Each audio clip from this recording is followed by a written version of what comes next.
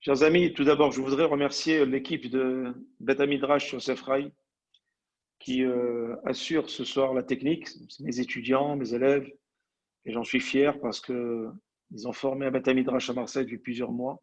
C'est une équipe extraordinaire qui veut rester dans l'anonymat, qui veut travailler pour diffuser la Torah.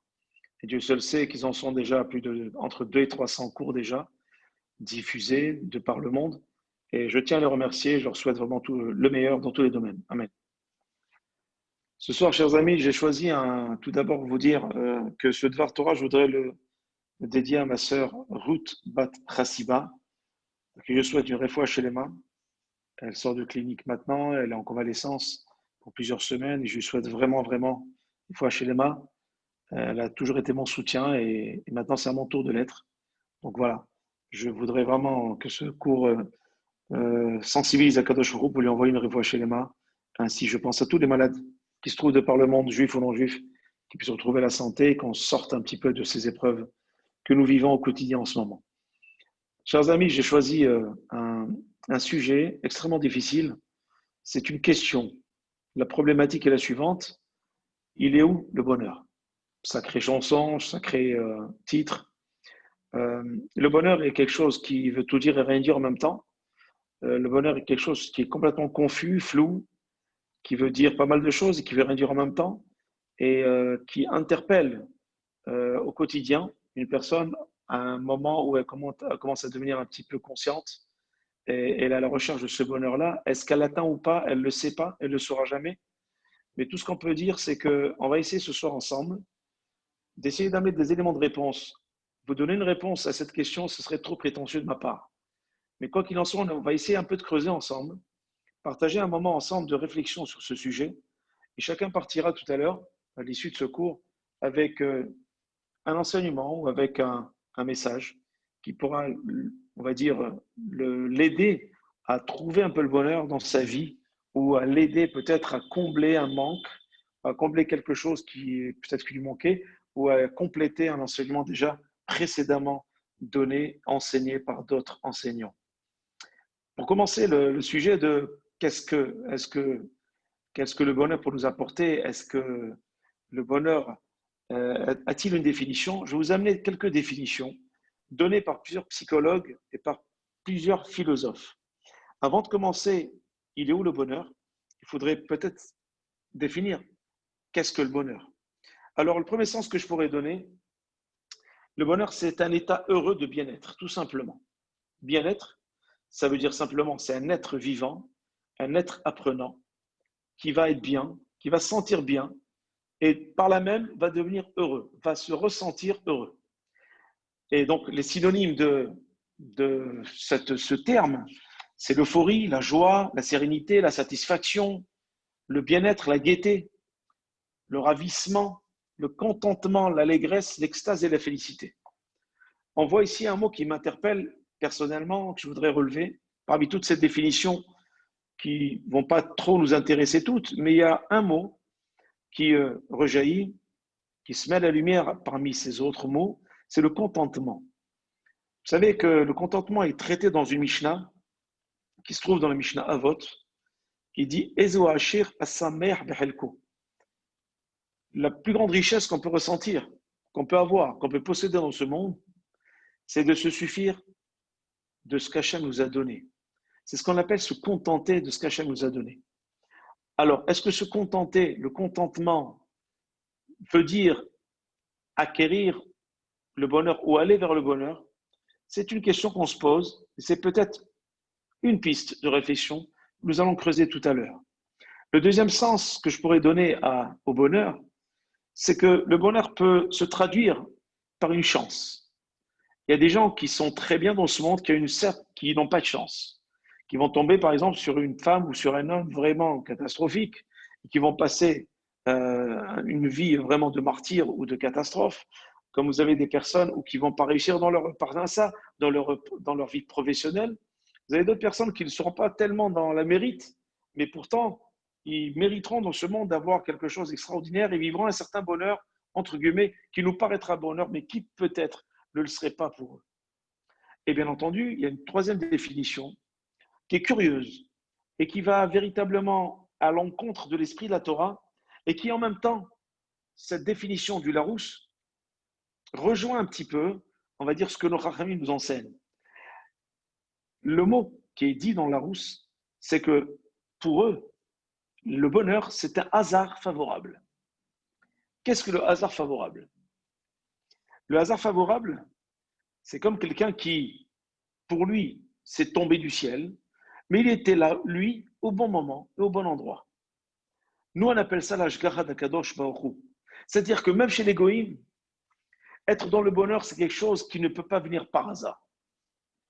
Même au niveau du Larousse, au niveau des définitions philosophiques et psychologiques, j'ai pu regarder dans plusieurs livres de psychologie et de philosophie parce que le thème du bonheur est aussi un sujet philosophique qui a été traité il y a quelques années par des élèves de bac, de terminale, nous enseigne que le fait d'être dans le bonheur, le fait de rechercher le bonheur, parce que l'être dans le bonheur, être dans le bonheur, je ne pense pas que qui que ce soit peut se prétendre être dans le bonheur.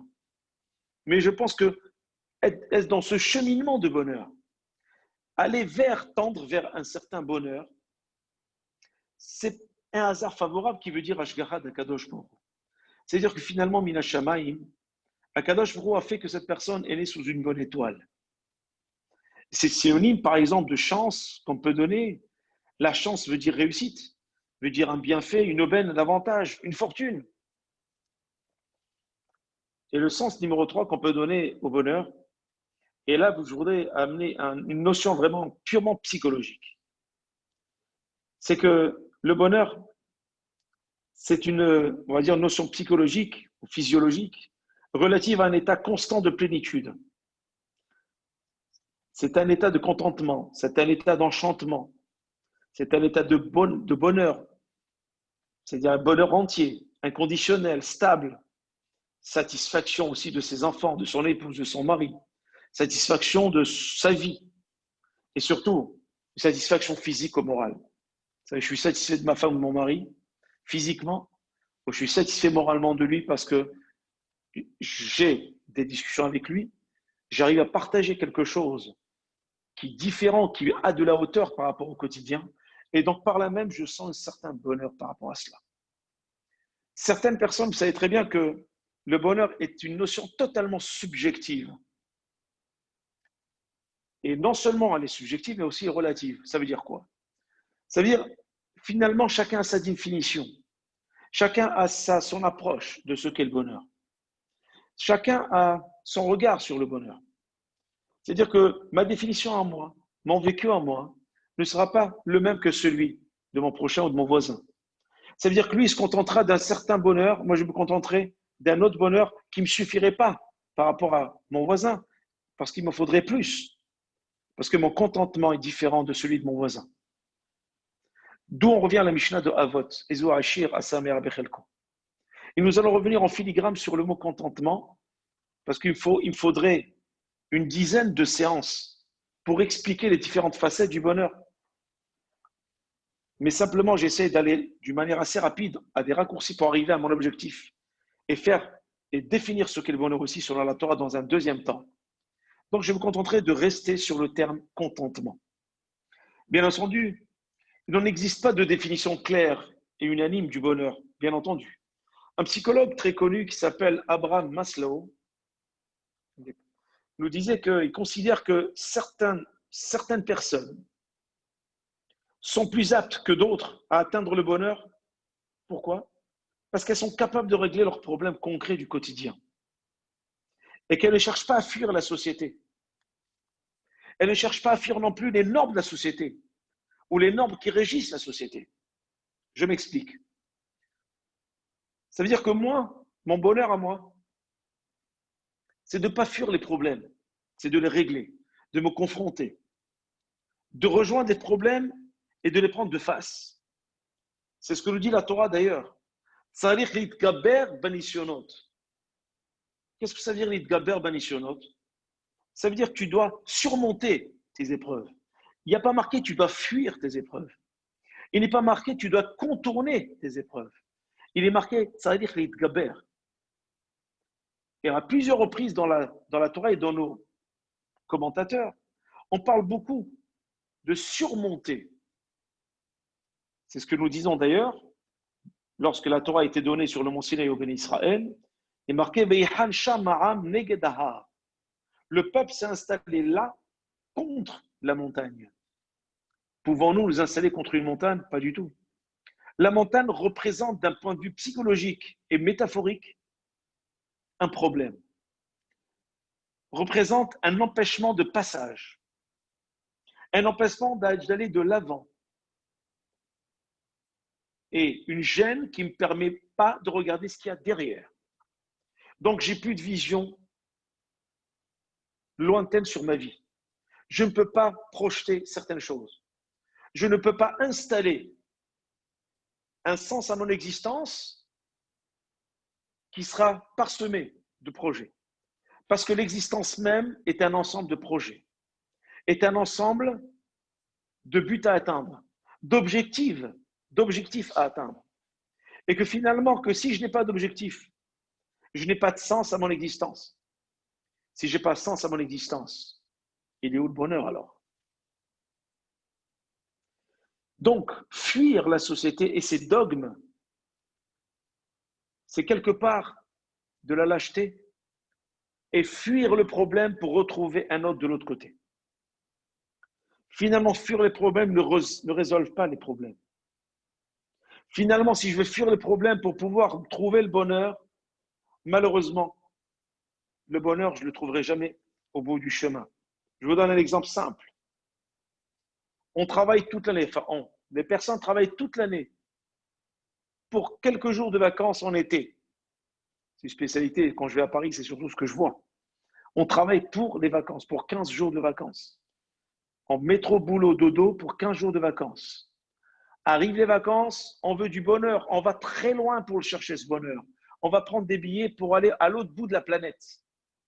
Et c'est à qui va le plus loin, à son retour de vacances, lorsqu'il racontera ses vacances, sera le plus considéré. Moi, j'étais à Tahiti, toi, tu étais que au Cap d'Agde. Tu n'as pas trop profité. Moi, j'ai profité, j'étais de l'autre côté de la planète. J'étais dans les îles. Ça veut dire quoi? Fuir mes problèmes, parce que finalement, en retour, je les retrouve. Et je les retrouve avec beaucoup plus d'amertume et de frustration, parce que j'ai connu un bonheur éphémère et j'ai replongé dans mon amertume de vie. Chers amis, ce que je vous dis est essentiel. Ce n'est pas que des mots. Je le vis au quotidien parce que je côtoie des personnes qui sont installées dans un bonheur éphémère toute leur vie. Ce sont des personnes qui vont dans le chaud et ensuite dans le froid. Ça veut dire qu'ils sont chauds, ça veut dire qu'ils trouvent qu'ils ont un bonheur parce qu'ils ont une certaine... L'un va le trouver dans la drogue, l'autre va le trouver dans l'alcool, l'autre va le trouver d'aller fréquenter des lieux nocturnes pour s'évader, pour trouver un bonheur éphémère, pour fuir ses problèmes dans l'alcool ou dans des soirées à n'en plus finir, ou en voyageant à l'autre bout du monde, pour fuir ses problèmes, fuir un endroit dans lequel ça lui rappelle simplement que c'est raté, que c'est manquement, que sa routine, que sa vie poussiéreuse finalement. Et au retour, c'est un froid glacial qui l'attend. C'est pour ça que Abraham Maslow nous dit, célèbre psychologue, nous dit que finalement, il y a certaines personnes qui arrivent à se confronter à leurs problèmes et que finalement, un début de réponse, chers amis, se confronter à ces problèmes au quotidien, ne serait-ce pas un certain regard sur le bonheur? On se pose la question. Ce soir, il n'y aura pas de réponse. Ce soir, il y aura de réflexions sur des questions posées. Les réponses, on les trouvera au fur et à mesure qu'on vivra ce qu'on entend ce soir. On vivra ce qu'on a mûri au fond de nous-mêmes. On vivra ce qu'on a véritablement compris et intégré. Il y a certaines personnes qui arrivent à se confronter aux problèmes. À ce moment-là, bien entendu, ils sont fiers d'eux. Ils peuvent regarder de l'avant, aller vers l'avant et donc se projeter. Se projeter, c'est d'avoir une raison de vivre. Se projeter, c'est de savoir que demain, je servirai à quelque chose, que demain j'aurai quelque chose à faire, que demain je pourrai grandir avec ce projet, que j'en ferai grandir avec moi d'autres personnes, mes enfants d'abord, mon mari ou ma femme, parce que c'est le cercle le plus fermé qui est autour de moi. Faire rejaillir cette lumière et amener toute ma famille avec moi. Et dans un deuxième temps, mes amis et mes proches. Ça, c'est quelque chose qu'Abraham Maslow nous enseigne, qui est extrêmement intéressant à creuser. Et ce soir, nous n'aurons pas le temps de creuser cela parce qu'on pourrait encore développer avec d'autres références ce que dit Abraham Maslow. On considère donc aussi qu'il est aussi important de vivre le moment présent. Combien de personnes, chers amis, vivent pour le lendemain et jamais pour le présent? Pourquoi? Parce qu'ils disent demain, ça ira mieux demain. Je suis sûr que ça ira mieux et je vivrai mieux demain. Chers amis, mais ce soir, maintenant, pourquoi ne pas vivre l'instant présent dans un bonheur parfait? Pourquoi ne pas vivre simplement maintenant en se disant j'ai du temps maintenant? Pourquoi ne pas essayer de le positiver? Le bonheur se trouve alors dans les petits gestes du quotidien. C'est quoi le présent? C'est le quotidien. Lorsqu'on parle de présent, chers amis, on parle de quotidien. On parle de la routine, entre guillemets. La routine, c'est une sorte de bonheur. Pourquoi? Parce que lorsque j'installe un emploi du temps dans ma vie, ça ne veut pas dire que je suis poussiéreux ou routinier. C'est parce que je suis organisé, parce que je suis ordonné, parce que je suis bien structuré. Et lorsque je structure ma vie, ça veut dire que moi, je me structure automatiquement. Et donc, je me construis d'une manière ordonnée. Donc, quelque part, les petits gestes du quotidien qui font le bonheur. Parce que ce n'est pas les grands artifices, les grands coups d'éclat qui vont faire le bonheur de la personne. C'est les petits gestes. Je vous donne un exemple. Parlons du couple. Un couple, si on rentre dans une routine, on va dire maladive, négative, ce moment-là, les deux personnes vont s'ennuyer. Ces deux personnes ne pourront même plus se regarder, n'auront plus rien à se dire. Mais si dans les petits gestes du quotidien, j'arrive à apporter une certaine teinture d'amour, de parole, de surprise, j'apporte quelque chose qui dénote de la routine, qui dénote du quotidien, mais qui reste quand même dans le quotidien. Et qui fait que je vais essayer de casser cette routine par un petit quotidien qui n'est pas routinier. Ça, c'est ce qu'on appelle vivre son bonheur présent. Amener une petite attention qu'on n'a pas l'habitude d'amener. C'est une petite attention, un petit geste, mais que son épouse ou son époux va aimer.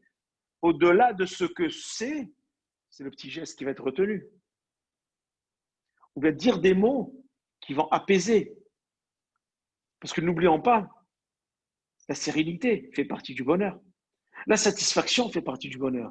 Le bien-être et la gaieté. Donc ces petits gestes, ces mots que je viens de dire, sont les petits gestes du quotidien. On n'a pas besoin d'inviter son épouse ou son mari toute l'année, lui faire la vie complètement amère et après l'inviter à 3 semaines au bout du monde, payer des 10 000, 15 000 et 30 000 euros pour la rendre heureuse, ce qu'on appelle un bonheur éphémère, pour cacher et voiler cette vie poussiéreuse sous le tapis, pour revenir encore dans la routine et retomber encore dans ces coups d'éclat qui vont être tout simplement une vie qui va être ennuyeuse. Voilà ce que nous enseignent véritablement les psychologues au niveau de ce qu'est le bonheur. La participation cosmique, et ça je rentre dans la Torah, chers amis. Qu'est-ce que ça veut dire une participation cosmique? Vous savez, ces mots sont extraordinaires et qui veut dire simplement, elles sont toutes simples. Participation cosmique, ça veut dire la participation à quelque chose de plus grand que soi. C'est-à-dire, lorsqu'on applique les mitzvot de la Torah, dans un langage psychologique, nous sommes dans une participation cosmique. Ça veut dire quoi? Ça veut dire que je vais dépasser l'entendement de l'application de mes mitzvot. Alors, je pose une deuxième problématique ce soir. Pratiquer, je ne dis pas pratiquer, mais vivre. La Torah et les mitzvot au quotidien, ne serait-ce pas le bonheur, ça aussi? Parce que cette Torah me transcende, parce que cette Torah me sort de ma nature, parce que cette vie de Torah me donne un pouvoir extraordinaire qui dépasse l'entendement, comme on le voit dans la 3e paracha de Vaïkra. Vaï Bayom Hashemini, ce 8e jour. Rashi nous dit, c'est quoi ce 8e jour? Les Marla Minateva, Omrim Chachamim. C'est le 8e jour, c'est celui qui dépasse la raison, c'est celui qui dépasse la semaine, c'est celui qui dépasse la création des 7 jours. On est dans le 8e. C'est pour cela que lorsqu'il y a des Sheva Brachot pour un couple qui se marie, on les accompagne pendant les 7 jours de la création. Le 8e jour, on les laisse consolider leur foyer, on les laisse s'installer dans leur foyer. Alors, pendant les 7 premiers jours, on les entoure, on chante, on danse, on dîne avec eux, on déjeune avec eux, on fait des kidouches, des Sheva Brachot avec eux, on ne les laisse pas seuls, tout le temps de la joie. Mais le 8e jour, ils sont invités à s'isoler, à consolider leur couple, parce que maintenant, ils sont invités à dépasser l'entendement. C'est quoi se dépasser l'entendement? C'est faire en sorte que 2 personnes différentes puissent vivre ensemble, puissent se comprendre, puissent s'entendre, puissent inscrire et inviter à Kadosh Baruch Hu dans leur foyer, dans leur couple. C'est pour cela qu'on leur souhaite chez Ibnu Bait Ne'eman Be'Israël. Bait, c'est Bet Amikdash. Que leur maison soit Bet Amikdash. Ne'eman dans la fidélité, dans la Emouna. Fidélité avec Akadosh Baruch Hu, fidélité entre l'homme et la femme, qui est un signe de respect. Ne serait-ce pas ça le bonheur? Parce que le 8e jour, ça dépasse l'entendement. On les laisse tout seuls. On arrête. Puis de Sheva Brachot. Le 8e jour, c'est la Brit Mila pour le petit garçon. Pourquoi? Parce que c'est un geste qui dépasse l'entendement. Personne ne peut comprendre pourquoi on lui ferait la Brit Mila. Pourquoi on ne le ferait pas à 10e jour? Pourquoi pas ne pas le faire du tout? Ça dépasse l'entendement. Nous vivons dans ce qu'on appelle la participation cosmique. Nous participons à la création avec Akadosh Baruch Hu en accomplissant la Torah et les mitzvot. Nous réparons le monde. Notre bonheur fait la jubilation d'Akadosh Baruch Hu. Mais le bonheur est d'inviter Hachem de notre foyer. Et nous, on se dit, mais il est où le bonheur? Chers amis, le bonheur, il est en vous. Ne le cherchez pas loin. Ne le cherchez pas ailleurs. Il commence par vous. Il commence par votre personne. Oui, mais le bonheur, je n'arrive pas à rendre heureux. Avec ma femme, ça ne va pas. Avec mon mari, avec mes enfants. Au niveau professionnel, ça ne va pas du tout. Donc, puisque rien ne va, ben, s'il n'y a pas de bonheur, au contraire, c'est les contrariétés, les colères, etc., etc. Chers amis, le bonheur commence par sa personne. Parce que si la personne elle-même arrive à avoir un regard positif sur la vie, si elle arrive à avoir une positivation de la vie optimiste, alors si elle arrive déjà à se trouver elle dans une certaine sérénité, parce qu'on a parlé de sérénité tout à l'heure, parce que la sérénité, c'est aussi un bonheur personnel. Le contentement, je reviens à ce terme, se contenter de ce que l'on a, se contenter de la vie qu'Hachem m'a donnée, se contenter que ce qu'Akadosh Baruch Hu m'a apporté. Ne serait-ce pas donner une image positive, un regard positif sur la vie, qui fait que par ricochet, je verrai mieux ma femme, je verrai mieux mes enfants, parce que j'aurai positivé ma vie. Si je positive ma vie, je positive toute la famille avec moi. Et quelque part, le contraire serait catastrophique et complètement dévastateur. C'est ce qui se passe aujourd'hui. Aujourd'hui, on revient avec nos problèmes, on les installe bien à la maison. Et c'est tout le monde qui commence à consommer ces problèmes-là. Et ça termine par ce qu'on appelle mérivot. Mérivot, c'est les querelles, les conflits, etc. On a parlé déjà dans une conférence il y a quelque temps de conflits. Et c'est pour cela, chers amis, que je voudrais rajouter encore autre chose. Le bonheur aussi, chers amis, c'est le fruit d'un travail sur soi, c'est ce que je viens de dire, consistant à rapprocher le plus possible le monde de notre tête au monde réel en oubliant les illusions. Ça veut dire que moi, j'ai toujours une vie d'illusion. Pourquoi? Parce que certains vous diront, moi, je cherche une femme parfaite. Alors cet homme-là, je lui dis, tu peux aller te coucher parce que tu ne tomberas pas. Je cherche l'homme parfait, on lui dira la même chose. Je cherche l'idéal féminin, l'idéal masculin. Je cherche le travail idéal que j'ai toujours rêvé. J'ai des illusions. C'est mes illusions. Alors, la Torah vient te dire non. La Torah vient nous enseigner. Si tu travailles sur toi, alors ton monde qui est dans ta tête, il va falloir que tu le rapproches au monde réel. Tu vas l'accrocher au monde réel. Parce que le monde réel, il est que tu vas tomber, tu vas mettre tes pieds sur terre et tu vas te rendre compte que finalement, la vie n'est pas une illusion. Parce que lorsque tu vas chercher le bonheur loin et tu reviens, tu retrouves tes problèmes, c'est ce qu'on appelle de l'illusion. Et combien de gens aujourd'hui vivent dans l'illusion, chers amis? Combien de gens vivent dans l'illusion d'avoir été heureux un jour? Certes, certaines personnes vous diront, j'ai aimé cette personne, je suis plus avec elle, mais j'ai aimé cette personne. Oui, on va dire, c'est pas des bonheurs, ça, c'est peut-être des petits moments où on se sentait bien, où on a ressenti un certain bonheur. Mais un bonheur, c'est quelque chose qui se construit, qui se termine jamais. Un bonheur, c'est quelque chose qui va crescendo, qui monte, qu'on va chercher au fond de soi pour aller de l'avant jusqu'à la fin de sa vie.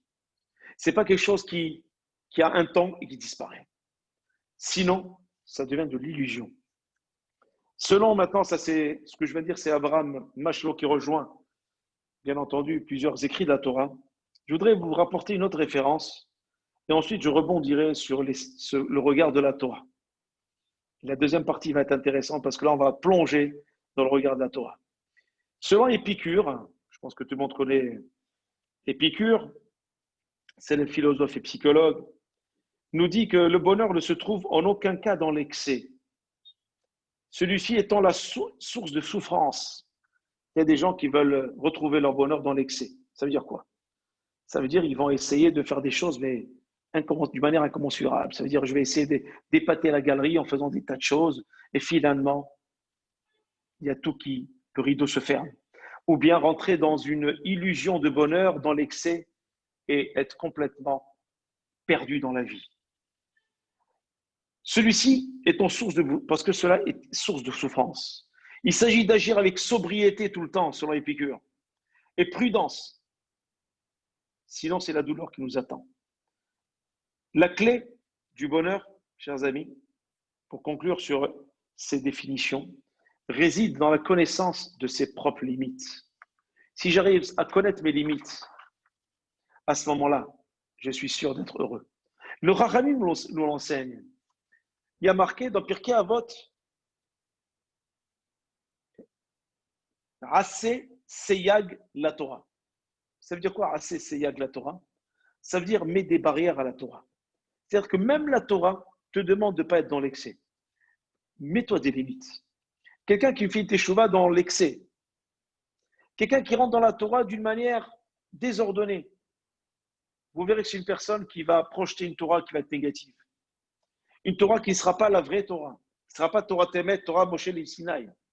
Ce sera une Torah qui va concocter selon son excès, selon son délire. Il va habiller avec son délire. Il va l'habiller, il va transpirer de cela, et un délire total. Mais,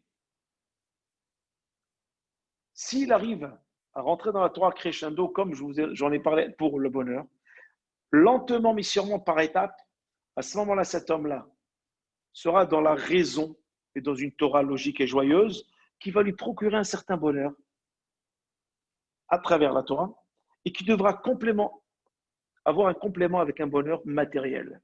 On a besoin d'un bonheur physique, moral, intellectuel, professionnel et psychologique. L'ensemble de ces bonheurs-là, si on demande il est où le bonheur, il est dans toutes ces cases.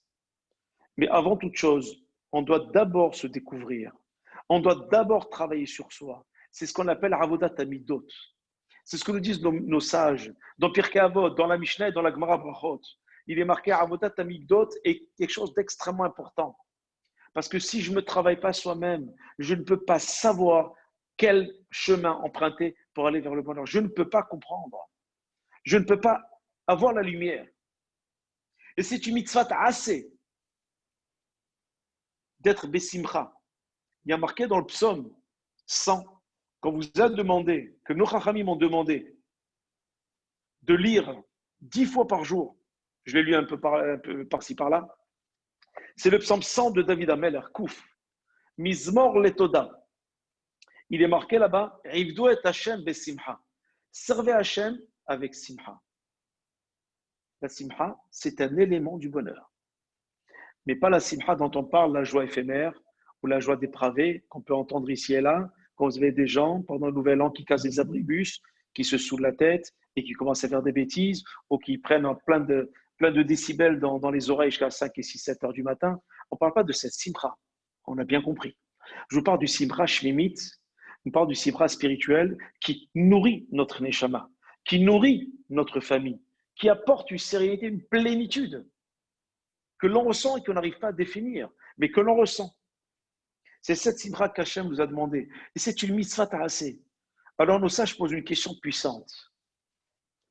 Imaginons que le matin, je me lève de travers, je n'ai pas envie d'être besimha, et pourtant la Torah me dit c'est une mitzvah ta'aseh, mina Torah liyot besimha.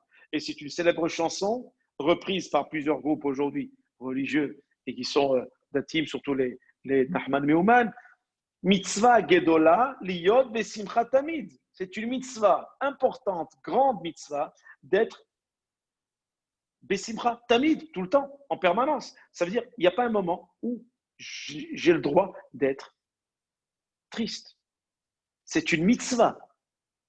Et nos sages vous disent, c'est une mitzvah ta'aseh mina Torah, mitzvah positive. Il y en a 248 dans la Torah et 365 négatives. Donc c'est 248, nous avons la mitzvah d'être besimcha. Et si moi je n'ai pas envie d'être besimcha, et j'ai eu un problème, je me suis levé du pied gauche, j'ai des soucis, j'arrive pas à être besimcha. Comment vais-je faire? C'est vrai que la vie nous réserve des épreuves sérieuses, des problèmes, c'est vrai, des désespoirs parfois. On est déçu, on est désespéré. Mais le bonheur n'est jamais hors d'atteinte, chers amis. Quelqu'un qui arrive à travailler sur lui-même, quelqu'un qui arrive à se travailler, qui travaille ses midotes, c'est une personne qui ne se posera même jamais plus la question si elle a une mitzvah ou pas d'être besimcha. C'est une personne qui va se lever le matin, qui va dire, je me suis levé ce matin, merci mon Dieu, le fait d'être là, j'ai l'obligation d'être besimcha. Parce que sinon, c'est ne pas montrer ma reconnaissance à Kadosh Baruch Hu d'être vivant pour une nouvelle journée. C'est quelque part une ingratitude. Alors pourquoi on rentre, Hachem inclut cette mitzvah et lui donne un statut de mitzvah? Parce que justement, il veut que mitzvah goreret mitzvah, nous dit la Mishnah. Une mitzvah engendre une autre mitzvah. C'est-à-dire que si tu es joyeux un jour, tu seras un joyeux toujours. C'est-à-dire c'est un réflexe. Vous savez que bouger les joues dans le langage, bouger ses joues et avoir toujours le sourire, c'est un réflexe. Une fois qu'on le garde, on reste souriant tout le temps. C'est très important. Pourquoi? Parce que c'est donner un réflexe à l'homme d'être toujours joyeux. Et parce que, chers amis, le bonheur est l'état normal de l'être humain. L'homme, il est fait pour vivre dans le bonheur. Il est fait pour vivre joyeux. Donc, bien entendu, comme Akadosh Baruch Hu, il connaît l'homme, il a créé. Il sait que dans ce monde, il va avoir des épreuves. Il sait que dans ce monde, il va avoir des soucis, il va avoir des problèmes à régler, familiaux, de couple, de parnassa, des enfants, des chinours. Ou bien c'est un internel insatisfait, il se contente de rien. C'est quelqu'un qui est toujours en problématique, en permanence. C'est quelqu'un qui est jamais content. Il est jamais. Alors, la Torah vient lui dire, écoute, je te veux que du bien. Comme l'homme, s'il est normalement constitué, il doit toujours être dans le bonheur. Alors à ce moment-là, je vais faire en sorte que ce soit une mitzvah qui soit heureux. Pour ça, chers amis, si on regarde un peu les enfants n'ont pas besoin de stratégie pour vivre positivement. Ils n'ont pas de raison pour être heureux, mais ils ont des raisons pour être tristes. Si vous prenez un enfant, il rigole tout le temps, l'enfant. Et pourtant, on ne lui demande pas pourquoi tu rigoles, parce qu'il est normal de le voir heureux.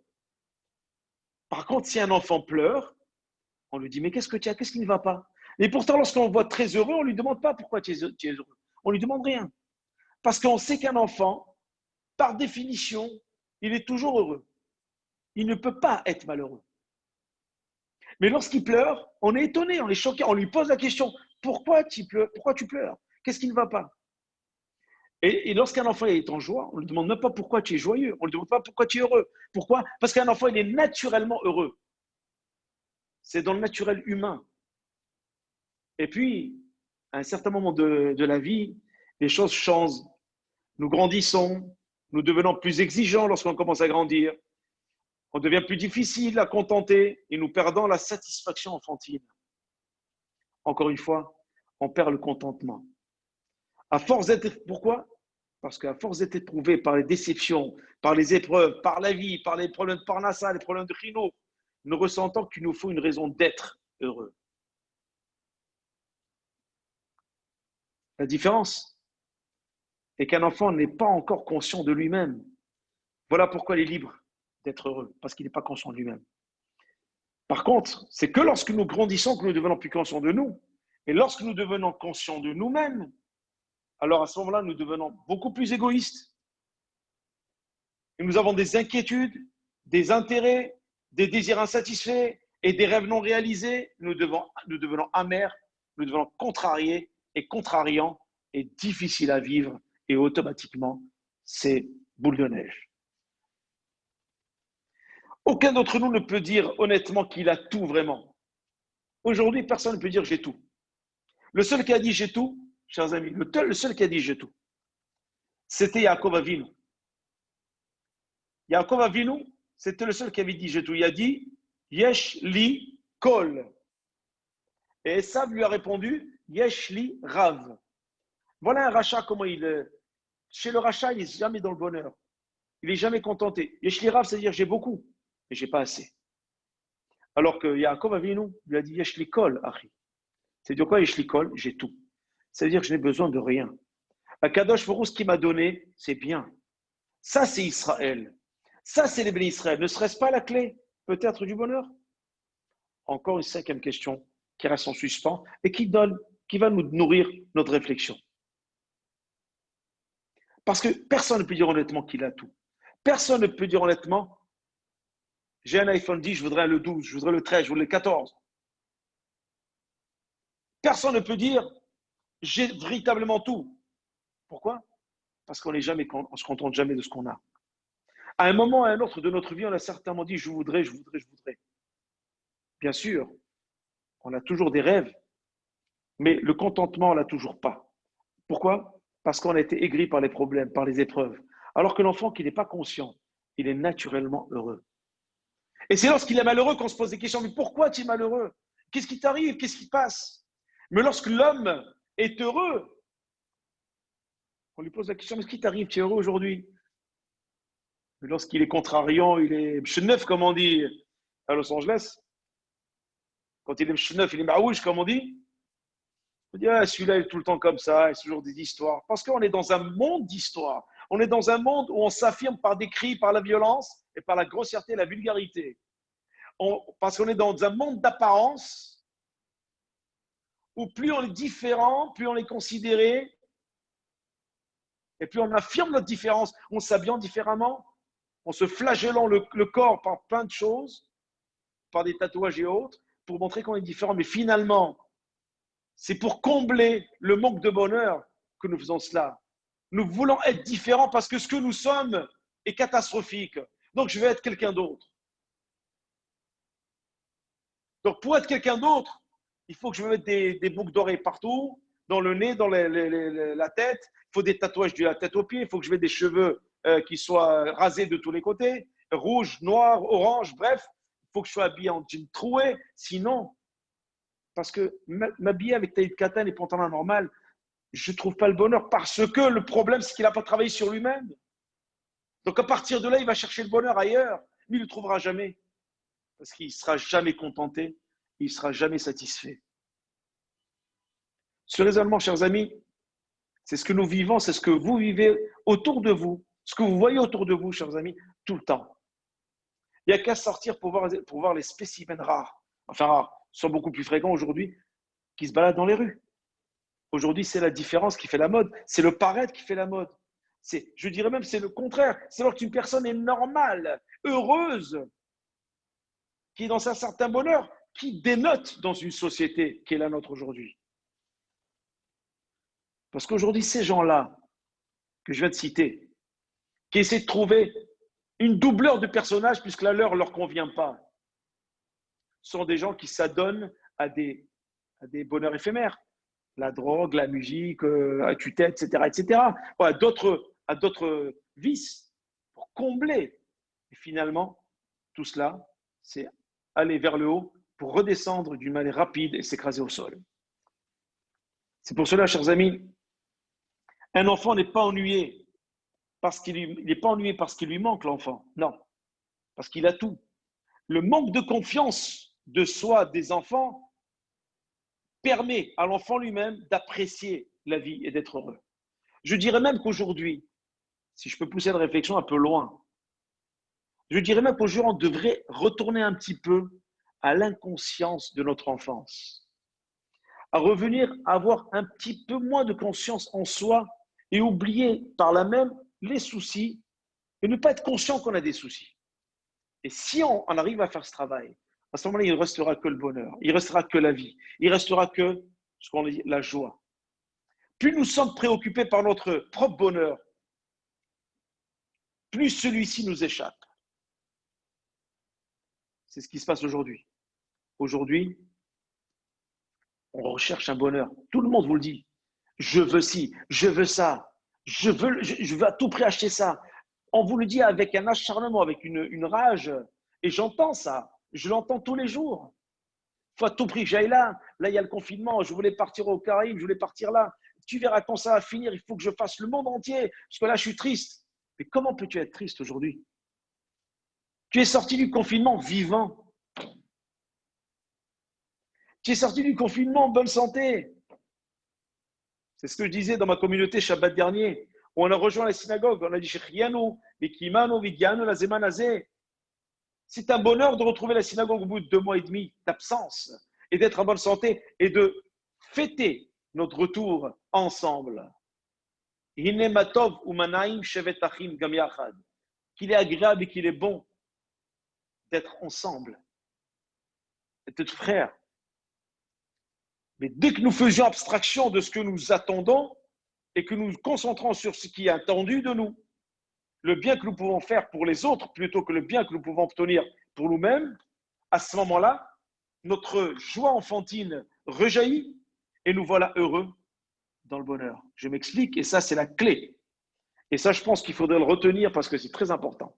Lorsque je me soucie du bonheur de l'autre, lorsque je me soucie d'apporter à l'autre, lorsque mon inquiétude, mon problème, c'est toujours amener pour l'autre un certain bonheur, certaine joie, à ce moment-là, je suis heureux. Pourquoi? Parce que ceux qui font ça, c'est que les enfants. C'est ceux qui n'ont pas conscience en eux, conscience de soi. Un enfant fera toujours le bien. Tu me donnes, il vous donne. Je partage, il partage. Un enfant, c'est partager. Un enfant donne. Un enfant, il est toujours là à faire du bien. Il ne connaît pas le mal. Plus on grandit, plus on devient égoïste. Plus on s'enferme dans des portes blindées, on s'occupe moins des autres. Et c'est pour cela qu'on n'arrive pas à vivre dans le bonheur, parce qu'on est recroquevillé que sur soi-même. Le bonheur ne se vit pas simplement chez soi. Il se vit lorsque je rends service et je fais du bien aux autres. Le bonheur de l'autre crée un bonheur chez moi.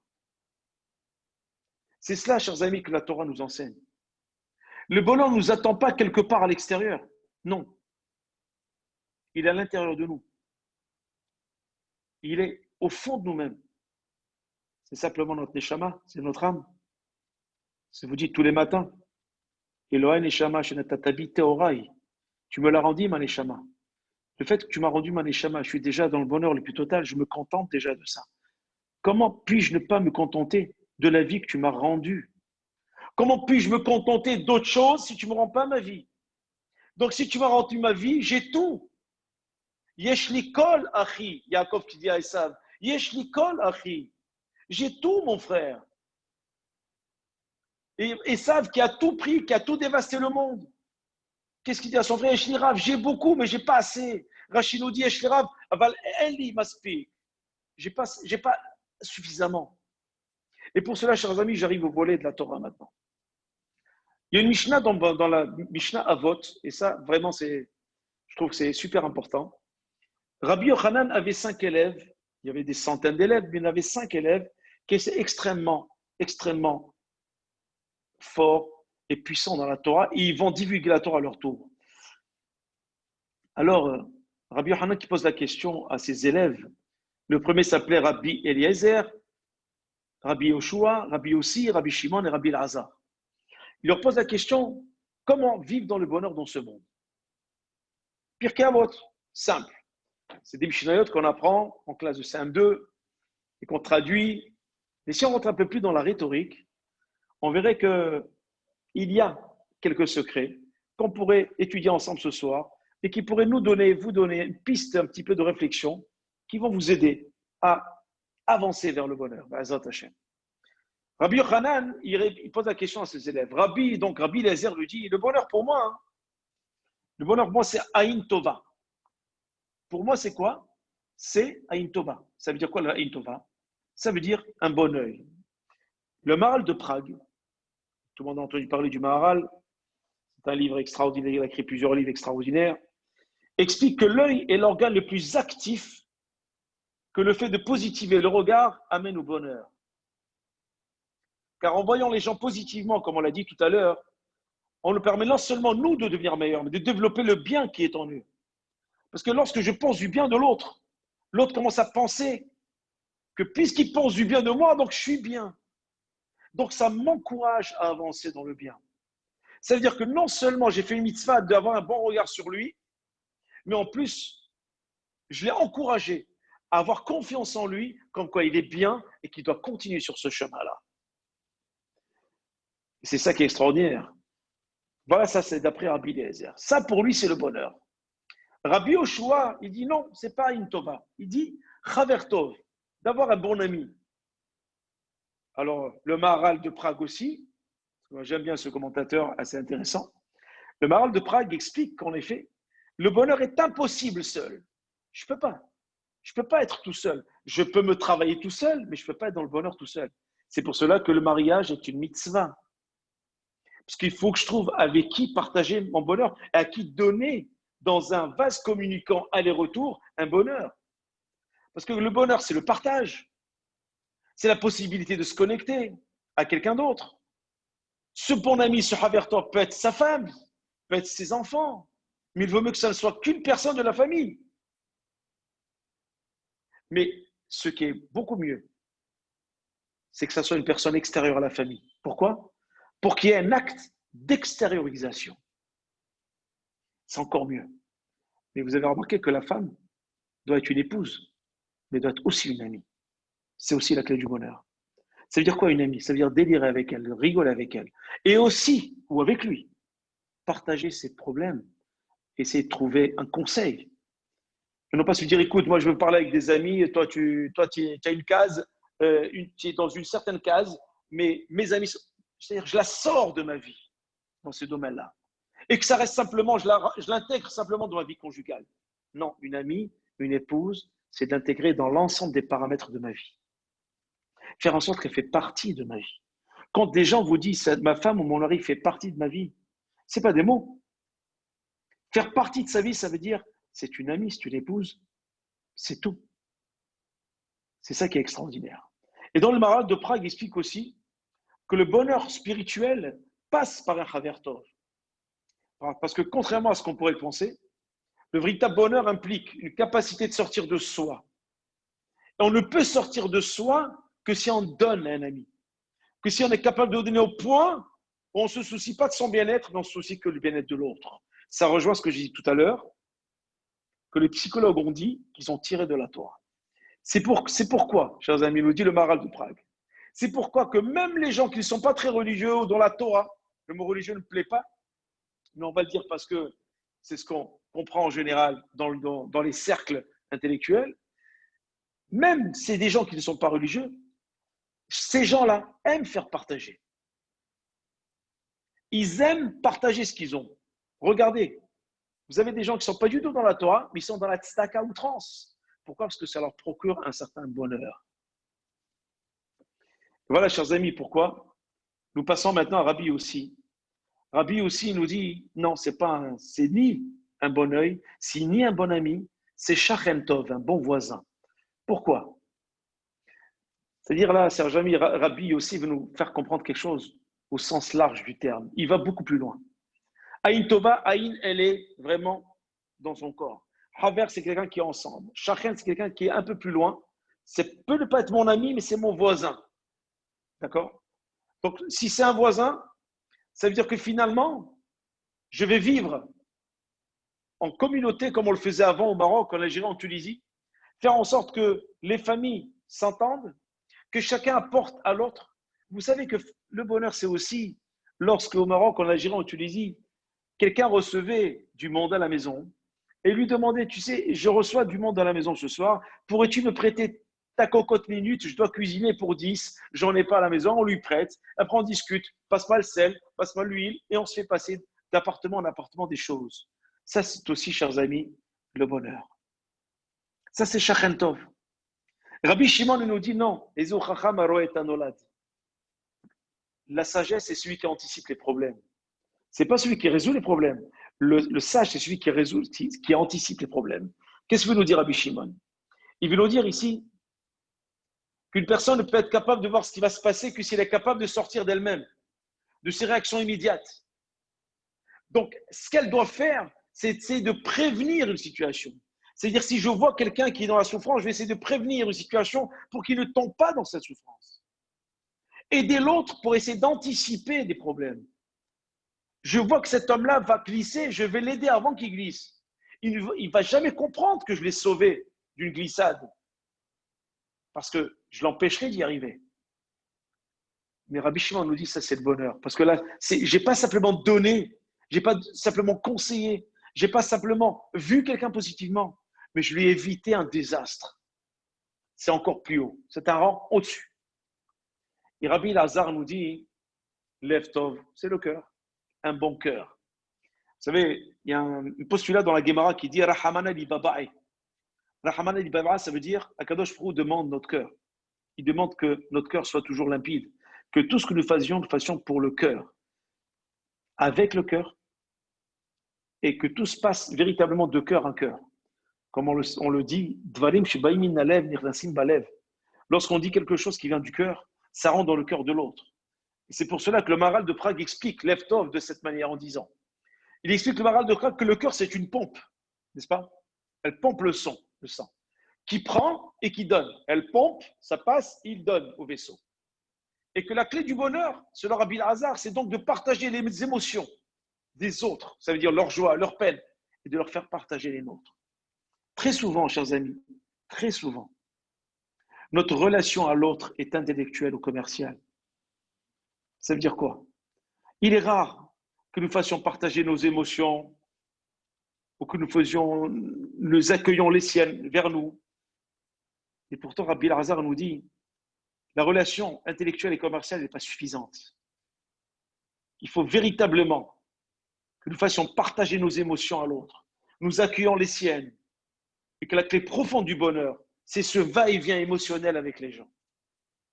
Cela implique un laisser-passer, un laisser-aller émotionnel, avoir de l'émotion, avoir des larmes quelquefois qui sortent. Parce que moi, j'ai besoin de raconter mes problèmes et que l'autre est en empathie avec moi. C'est cela le bonheur, chers amis. C'est que j'ai trouvé à qui parler. Et moi, j'ai trouvé quelqu'un à qui soulager.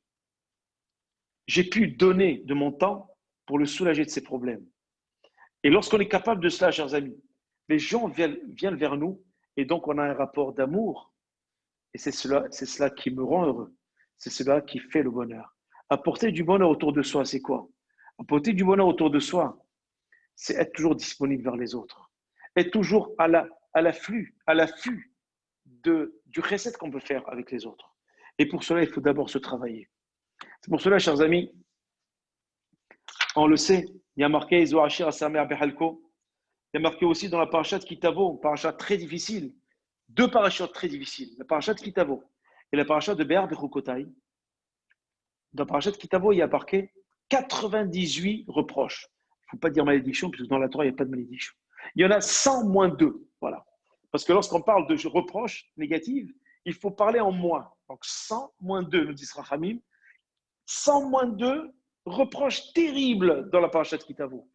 Terrible. Ça fait frémir. Et vous savez pourquoi?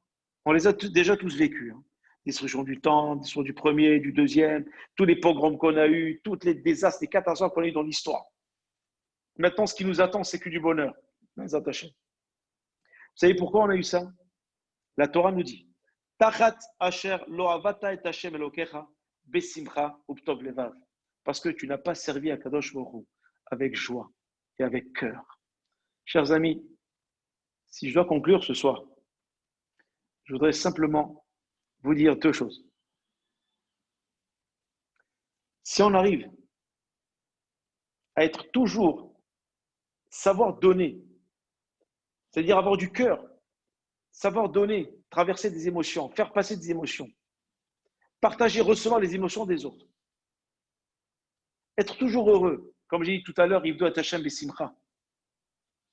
Essayer d'oublier la conscience de soi pour être dans une situation où je vais être simplement heureux en oubliant mes problèmes en permanence. Ne pas me contenter des bonheurs éphémères, mais simplement travailler ma personne pour aller vers le bonheur le plus authentique, même si ça prend du temps. Commencer par sa famille et extérioriser ailleurs. Si j'arrive véritablement à faire ce qu'on appelle tachat, asher lo avata et Hashem elokecha besimcha uptov levav, 98 malédictions dans la parashat Kitavo, parce que Akadosh Baruch Hu nous dit la seule cause, c'est parce que tu ne m'as pas servi avec joie et avec cœur. Parce que tu as vécu la Torah avec un bonheur absent. Tu as vécu la Torah d'une manière contrariée, écœurée, angoissée, forcée. Non seulement tu n'étais pas joyeux, non seulement tu as passé à côté de ta vie, parce que tu t'es fait une carapace d'une autre vie, d'une autre personne, comme je l'ai expliqué tout à l'heure. On se crée un autre personnage avec une certaine mode de la société pour se faire voir. Et en plus, on a contrarié à Kadosh Baruch Hu. Alors je lui dirais, chers amis, la réponse, je ne l'ai pas. Quel est le vrai bonheur? Mais tous ces éléments que j'ai pu apporter ce soir peuvent contribuer à nourrir notre réflexion, à nourrir aussi notre vie au quotidien. En parler avec son épouse, avec son mari, avec les enfants. Faire en sorte de partager les émotions, de donner le meilleur de soi à chacun, de rentrer un peu dans une logique enfantine au niveau de la conscience pour être toujours heureux et oublier ses épreuves. Laisser tout à la porte. La base de la psychologie, c'est de laisser ses problèmes à la porte de son domicile et rentrer avec le sourire. C'est pour ça que c'est une mitzvah, parce que ce n'est pas évident. C'est pour ça que c'est une mitzvah positive, parce que ce n'est pas facile. Donc Hachem nous a ordonné de le faire. Parce qu'un ordre, ça veut dire « fais-le mon fils, c'est pour ton bien. C'est pour ton couple. C'est pour tes enfants. C'est pour ta réputation. C'est pour ton aura.